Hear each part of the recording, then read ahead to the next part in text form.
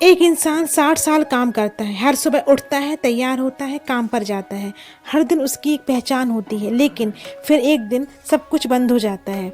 जब कोई आवाज़ नहीं लगाता, कोई मीटिंग नहीं, कोई डेडलाइन नहीं, न तारीफ न शिकायत, बस सन्नाटा और सवाल, अब मैं क्या करूं? रिटायरमेंट का मतलब सिर्फ नौकरी छोड़ना नहीं होता, ये वो मोड़ होता है जहां ज़्यादातर लोग जीना छोड़ देते हैं और बस समय काटने लगते हैं। लेकिन अगर आपने ये 3 ज़रूरी कामों को वक्त रहते नहीं अपनाया, तो ये खालीपन धीरे धीरे आपको अंदर से तोड़ देगा। आज हम उसी खालीपन से लड़ने का रास्ता खोजेंगे, इंसान की पहचान फिर से बनाने का तरीका। वीडियो अंत तक जरूर देखिए, क्योंकि अंत में हम आपको एक ऐसा अभ्यास बताएंगे जो रिटायरमेंट के बाद आपके हर दिन को नया मकसद देगा। नमस्कार साथियों, स्वागत है आपका सीनियर साथी चैनल पर, जहाँ हम रोज़ 7 बजे लेके आते हैं आपके लिए एक ऐसा वीडियो जो आपके अनुभव के लिए है, ज्ञान के लिए है। तो अगर आपने चैनल को सब्सक्राइब नहीं किया है, सब्सक्राइब कर लीजिए, जिससे मिले आपको रोज ऐसा ही वीडियो। चलिए स्टार्ट करते हैं। तो नंबर 1 काम रिटायरमेंट के बाद क्या करें जिससे खालीपन ना लगे। पहला काम है कि अपने लिए कुछ नया तलाशिए, पहचान बनाए रखिए। गोविंद शर्मा जी एक रेलवे ऑफिसर थे। रिटायरमेंट के बाद 3 महीने बहुत अच्छे गए, फिर 6 महीने बेचैनी शुरू। अब 1 साल हो गया और वो कहते हैं मुझे खुद से मिलने में डर लगता है, क्योंकि अब मैं कोई नहीं हूँ। मनोवैज्ञानिक सच्चाई ये है कि जब इंसान की पहचान सिर्फ नौकरी से जुड़ी होती है, तो वो पहचान छिनते ही अंदर से खालीपन लगने लगता है। एक नई जिम्मेदारी खुद को दें, ये समाधान आपके लिए है, भले वो छोटा हो, जैसे बच्चों को पढ़ाना, फ्री काउंसलिंग, मंडली चलाना। जो काम कभी अधूरा छूट गया था, अब समय है उसे फिर से जीने का, जैसे लेखन, चित्रकला, संगीत या फिर कोई उपन्यास लिखना।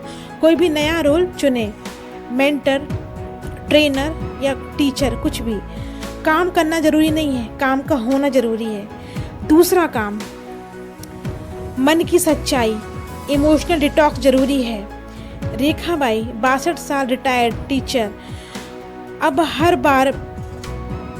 हर बात में गुस्सा, चिढ़, छोटी छोटी बातों पर आंसू। उनका बेटा कहता है, माँ आप पहले जैसी क्यों नहीं है? रिटायरमेंट के बाद सप्रेस्ड इमोशंस बाहर आने लगते हैं। दर्द, असफलताएं, रिश्तों की नाराजगी, जिन्हें पहले वक्त नहीं मिला, अब वो मन में बाढ़ की तरह उभरती हैं। समाधान, इमोशनल राइटिंग, हर दिन 10 मिनट अपने मन की बातें लिखिए। नंबर 2, फॉरगिवनेस लिस्ट, उन लोगों को माफ़ करें जिन्होंने आपका दिल दुखाया है, और खुद को भी। मन के अभ्यास, मेडिटेशन, भजन, मंत्र, चैंटिंग, ये सब चीज़ें करें। किसी को सुनना, अब आप दूसरों की बात सुने तो अपने मन का भार अपने आप हल्का हो जाएगा। मन की सफाई कमरे की सफाई से ज़्यादा ज़रूरी है, वरना हम बाहर चमकते रहेंगे और अंदर से इंसान सड़ता रहेगा। नंबर 3 काम, तीसरा काम है शरीर को मत छोड़िए, ये आपका असली साथी है। विनायक जी 67 ईयर के थे जब उन्होंने कहा अब उम्र हो गई है, अब क्या योगा, टहल कदमी। 3 साल बाद डॉक्टर बोले शुगर, बीपी और घुटनों का दर्द संभल नहीं रहा है। सच ये है कि रिटायरमेंट के बाद ज़्यादातर लोग शरीर को आराम देने लगते हैं, पर हकीकत ये है कि अब शरीर को और ज़्यादा मोमेंट चाहिए। हर दिन 30 मिनट चलना, योगा, ताली योग, सप्ताह में 2 दिन संगीत पर नाचना। पानी का सेवन 2.5 लीटर तक बनाए रखें। टीवी कम, बाहर की धूप ज़्यादा। शरीर ही आपकी स्वतंत्रता है, अगर इसे खो दिया तो बाकी सब होते हुए भी कुछ नहीं बचेगा। रिटायरमेंट एक अंत नहीं है, एक नई शुरुआत का द्वार है, लेकिन अगर इस द्वार से खाली मन और निष्क्रिय शरीर के साथ गुजरे तो वहाँ सिर्फ अकेलापन मिलेगा। लेकिन अगर आपने नई पहचान बनाई, मन को साफ रखा, शरीर को एक्टिव रखा, तो बुढ़ापा नहीं आएगा, बल्कि एक नया जीवन शुरू होगा, संतुलित, शांत और सशक्त। अब आपकी बारी। कमेंट में लिखिए इन 3 में से आपने कौन सा काम किया है और कौन सा अभी बाकी है।